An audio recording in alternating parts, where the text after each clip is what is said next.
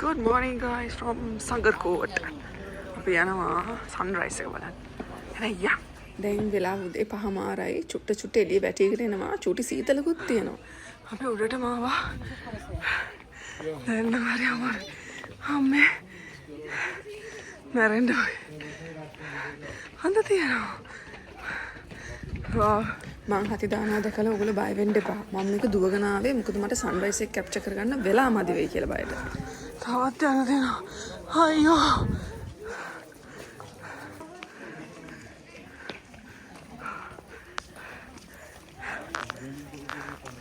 Wow.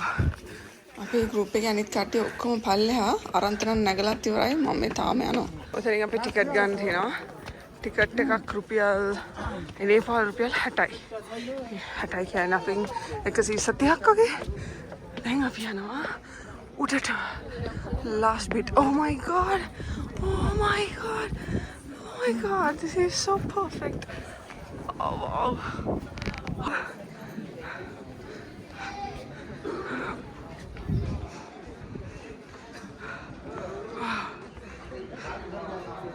You see little bit is Dhaulagiri, okay? That's the world highest mountain. This is Annapurna South. That's also world highest mountain. And this is a fish tail. This is the main attraction of the Pokhara, you know, this mountain ranges looks like the tail of the fish. Okay. And all these are the Annapurna ranges. And one of those mountain is that side. Little bit we cannot see today due to the cloud over there, okay?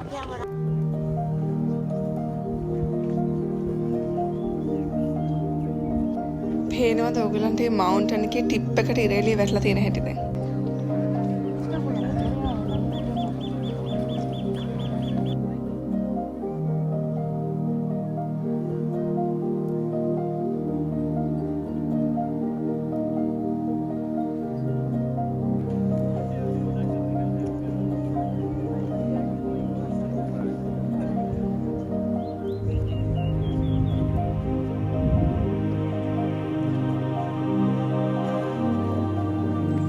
පල්ලෙහෙන් සුදු පාටට පේන්නේ ගෙවල්. ඒ කියන්නේ ගම්මාන.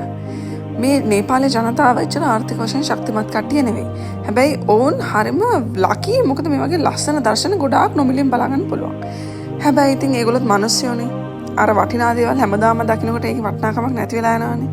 සමහරක් විට ඒගොල්ලන්ටත් මේවා දැකලා දැන් එච්චර වටින්නේ නැතුවත් ඇති. අපි සන්රයිස් එක බලලා නාගර්කෝට් දැන් අපි යනවා ආපහු හොටෙල් එකට බ්‍රෙක්ෆාස්ට් ගන්න. දැන් වෙලාව උදේ 6:40යි.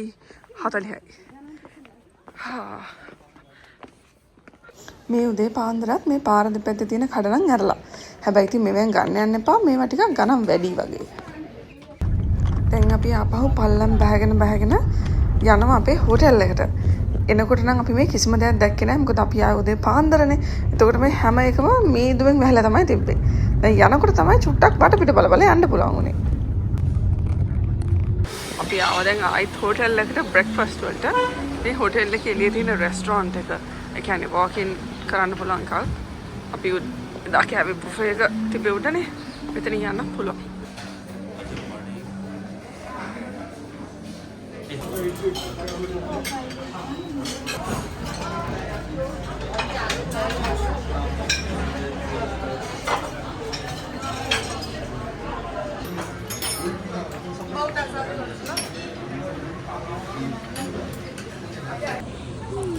අපි ඉතින් අදත් මේ ලස්සන view එක බලාගෙන කන්න තමයි තියෙන්නේ. ඕගලන්ට පේන්නේ නැති වුණාට උතන ගහක් තියෙන්නේ. ඒ ගහට පිටිපස්සෙන් අපිට fish tail mountain එක පේනවා. අනිත් එක මොනවා වුණත් මේ හොටෙල් එකේ කෑම නම් හොඳයි. සාමාන්‍ය අනිත් ඒවා වලට හොඳ ස්ප්‍රෙඩ් එකක් තියෙනවා. අපි දැන් යනවා බෝට් රයිඩ් එකකට. මෙතන ලේක් එකේ ලස්සනයි. මම පෙන්නනවා ඔයගලන්ට. මේ තියෙන පේවා ලේක් එක. මේක හරිම ලස්සන ලේක් එකක්. මේක තියෙන අපේ හොටෙල් එකේ පාරෙන් අනිත් පැත්තේ. just 2 minutes away. අපි අද මේකේ බෝට් රයිඩ් එකකුත් යන්න ඉන්නවා. එහෙනම් ගිහින් බලමුකෝ.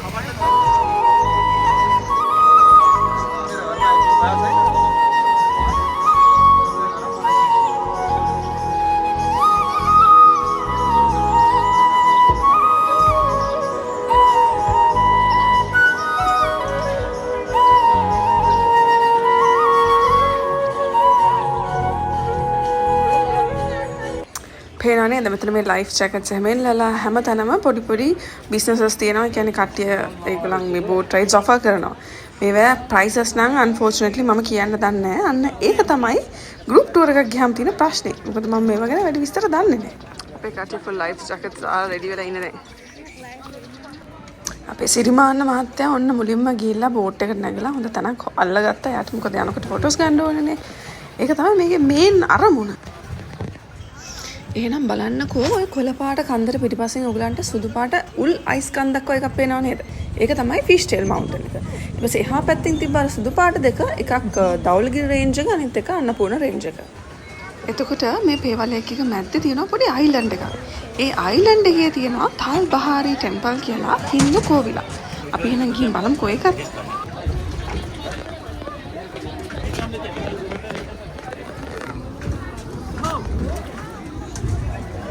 අපි දැන් යනවා මේක ඇතුලේ තියෙනවා විෂ්ණු ටෙම්පල් එකක්. යනවා ඒක බලන්න. අන්න මෙන්න මෙතනට බෝට් වලින් සෑහෙන මිනිස්සු ප්‍රමාණයක් එනවා වඳින්න. පොඩි අර සෙල්ල කතරගම ෆීලිං එකකුත් තියෙනවා. ඒ පූජාවටි වගේ හදලා විකුණන්න තියෙනවා. අර කතරගම සෙල්ල කතරගම වගේ තමයි. මාලවල ඔක්කොම එල්ලලා තියෙනවා. මේ තියෙන්නේ. Thank you. मैंने पूरा खाई क्या? කට්ටිය මෙහෙම පොලිමට ඉන්නවා කෝවිලට යන්න.